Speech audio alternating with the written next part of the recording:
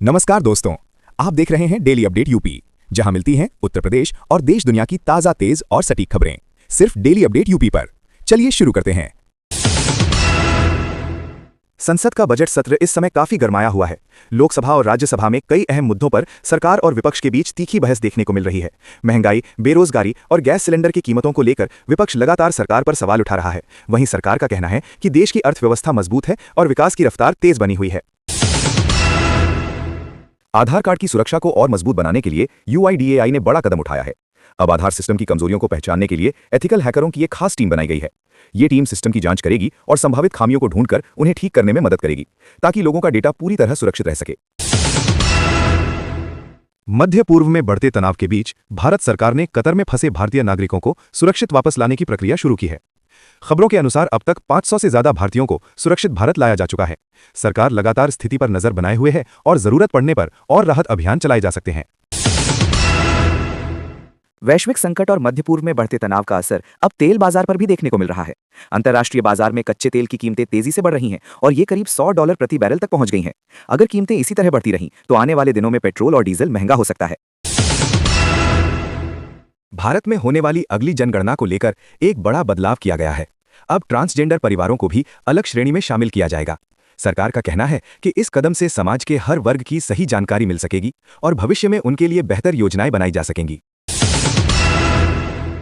Iran और America के बीच तनाव लगातार बढ़ता जा रहा है। दोनों देशों के बीच हाल ही में कई बयानबाजी और सैन्य गतिविधियां सामने आई हैं। विशेषज्ञों का मानना है कि अगर ये तनाव और बढ़ता है तो इसका असर पूरी दुनिया की अर्थव्यवस्था और तेल बाजार पर पड़ सकता है। दुनिया के सबसे महत्वपूर्ण तेल मार्गों में से एक हॉर्मुज जलडमरू मध्य इन दिनों चर्चा में है। यहां बढ़ते तनाव के कारण कई देशों को तेल सप्लाई में परेशानी का सामना करना पड़ सकता है। विशेषज्ञों का कहना है कि अगर ये रास्ता प्रभावित होता है तो दुनिया भर में ईंधन की कीमतों में बड़ा उछाल आ सकता है। मध्य पूर्व के समुद्री इलाके में एक व्यापारी जहाज पर हुए हमले की खबर सामने आई है। इस हमले में 2 भारतीय नागरिकों की मौत की पुष्टि हुई है, जबकि एक व्यक्ति अभी लापता बताया जा रहा है। भारत सरकार ने इस घटना पर चिंता जताई है और मामले की जांच की मांग की है। तेल की बढ़ती कीमतों को नियंत्रित करने के लिए अमेरिका ने बड़ा फैसला लिया है। अमेरिकी सरकार ने अपने रणनीतिक तेल भंडार से करोड़ों बैरल तेल बाजार में जारी करने का ऐलान किया है। उम्मीद की जा रही है कि इससे वैश्विक बाजार में तेल की कीमतों को कुछ हद तक नियंत्रित किया जा सकेगा। महंगाई और गैस सिलेंडर की कीमतों को लेकर संसद में आज जोरदार हंगामा देखने को मिला। विपक्ष ने सरकार पर जनता को राहत न देने का आरोप लगाया। वहीं सरकार ने कहा कि अंतर्राष्ट्रीय हालात के कारण कीमतों पर असर पड़ रहा है और सरकार लगातार स्थिति को संभालने की कोशिश कर रही है। देश के कई राज्यों में होने वाले आगामी चुनावों को लेकर चुनाव आयोग ने अपनी तैयारियां तेज कर दी हैं। अधिकारियों के साथ लगातार बैठकें की जा रही हैं और चुनावी व्यवस्थाओं की समीक्षा हो रही है। जल्द ही चुनाव की तारीखों की घोषणा भी की जा सकती है।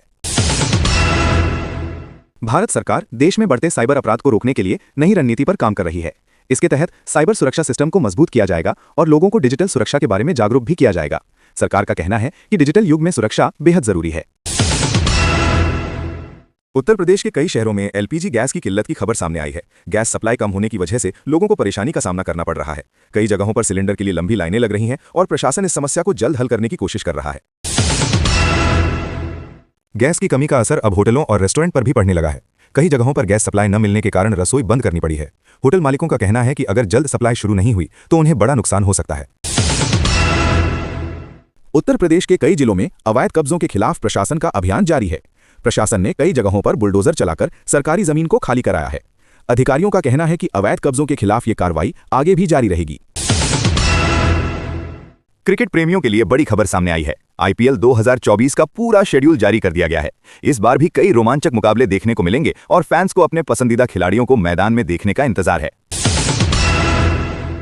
भारतीय क्रिकेट टीम आगामी अंतर्राष्ट्रीय सीरीज की तैयारी में जुट गई है। खिलाड़ी लगातार अभ्यास कर रहे हैं और टीम मैनेजमेंट नई रणनीति पर काम कर रहा है। फैंस को उम्मीद है कि टीम इस सीरीज में शानदार प्रदर्शन करेगी। वैश्विक आर्थिक हालात और तेल की बढ़ती कीमतों का असर शेयर बाजार पर भी देखने को मिल रहा है। बाजार में उतार चढ़ाव जारी है और निवेशक सतर्क नजर आ रहे हैं।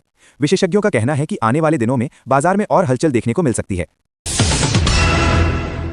डिजिटल इंडिया को मजबूत बनाने के लिए सरकार कई नई टेक्नोलॉजी योजनाओं पर काम कर रही है।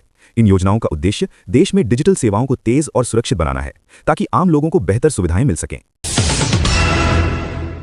देश में बढ़ते साइबर अपराध को देखते हुए सरकार और पुलिस एजेंसियां सख्त कदम उठा रही हैं।